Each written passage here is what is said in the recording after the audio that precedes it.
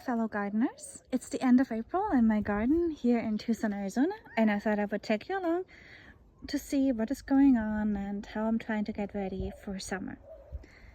This first 8x4 bed here, last month I was struggling with germination issues and I wasn't sure if I had to reseed all of my squashes and zucchinis, and here they are. They have finally all come up. They're still intertwined with the occasional kale. There's still some onions going on in there, some snapdragons, and some little lettuces. But by and large, the zucchinis and squashes are taking over this bed as planned, which makes me very happy. I will probably go ahead and harvest the onions in a week or so. Here are two planters with snapdragons. They got hit really hard with some caterpillars that I didn't evict early enough, so you can see that they just basically, turned into an all-you-can-eat buffet. The garlics will probably get harvested in 2 weeks. They're still doing their thing. This bed here, long-term plan, is still to have mostly okra. I planted the okra last week. You can see teeny tiny okras coming up. Hopefully, no, those are lettuces that are regerminating. No okras yet, but fingers crossed there will be okras. This bed here, I'm still not doing so well on the zucchini front. On the cucumber front and on the cantaloupe front. But I mean, look at this beautiful tomato. This is a black crim variety and it is just doing so well. But the cucumbers and the cantaloupes are still struggling down there and not really doing so well. I think I will do one more attempt on reseeding them. There is a kale that is still doing really extremely well. We're having some of that as a salad for dinner.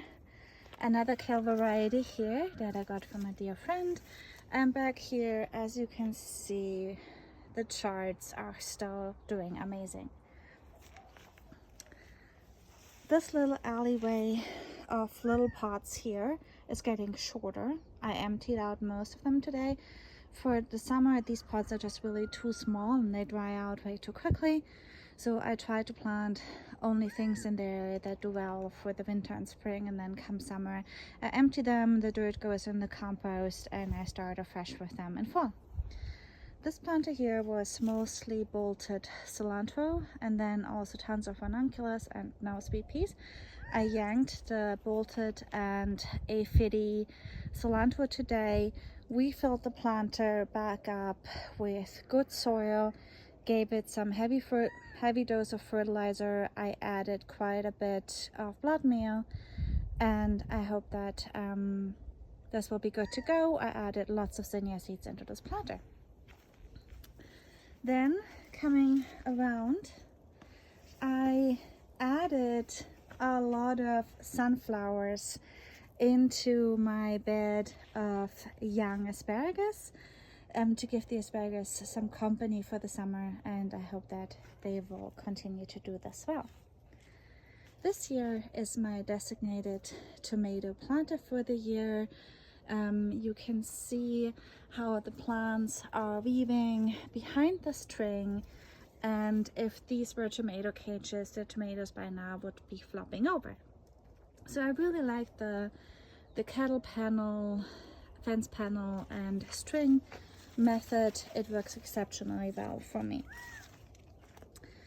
In these grow bags here, there are still calendulas going strong, and we still have the one of two of ranunculus that are still really happy in here.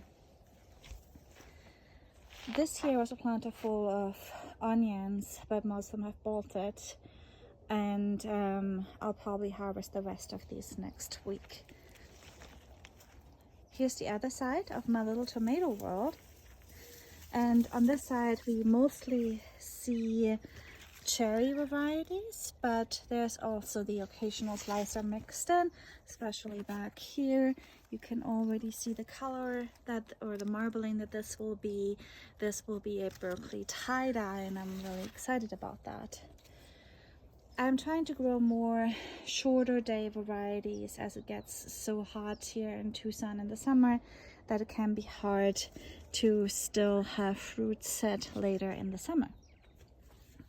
Then here is a whole bunch of bolted parsley, which I think, you know, just looks spectacular, so I'm just letting it do its thing. A bunch of lemon balm.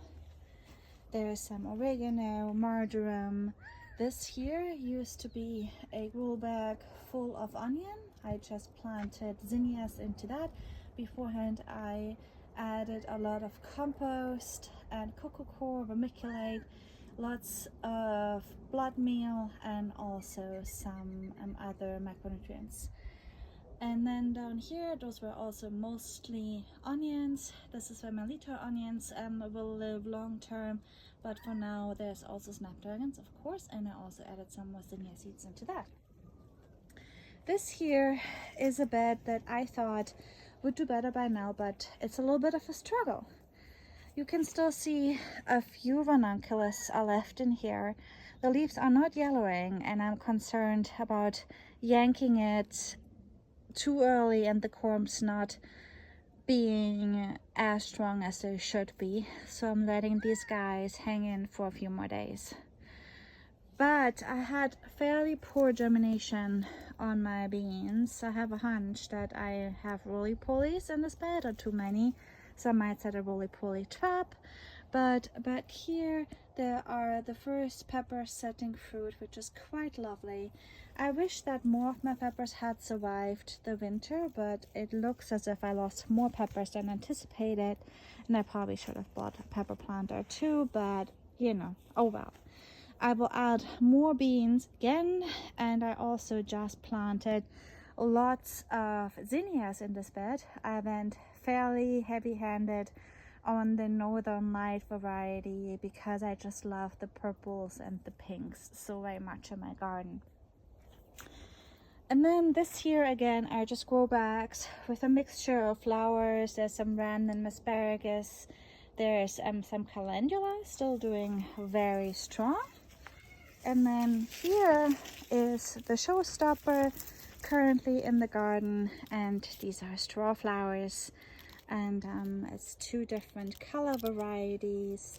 They just look absolutely stunning. Actually, it's 3 different varieties. Back here it's another one. They just look absolutely stunning. 2 month little pride and joy going on.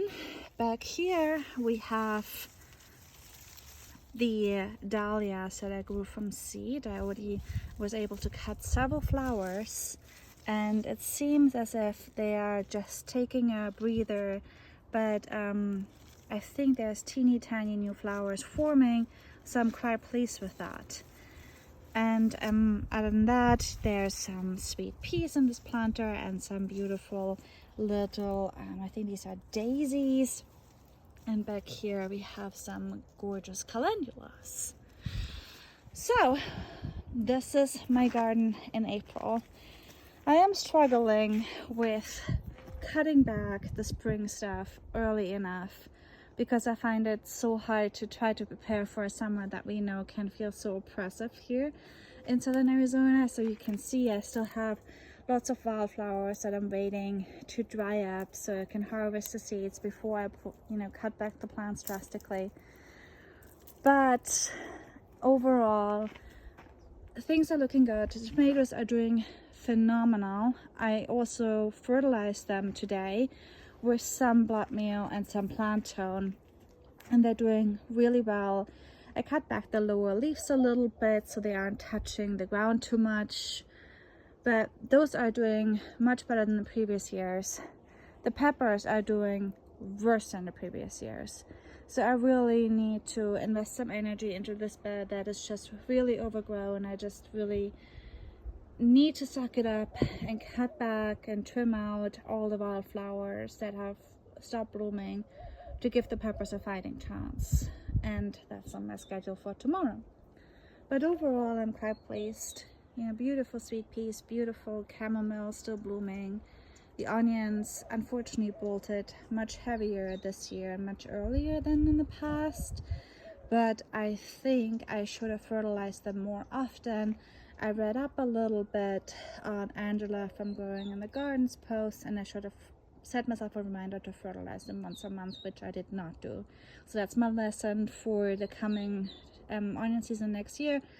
Set a reminder on the calendar to fertilize them once a month. Well, that is my garden. How are your gardens doing? I hope you're enjoying these last probably coolish days, and I hope you're enjoying your time in the garden. Have a lovely day.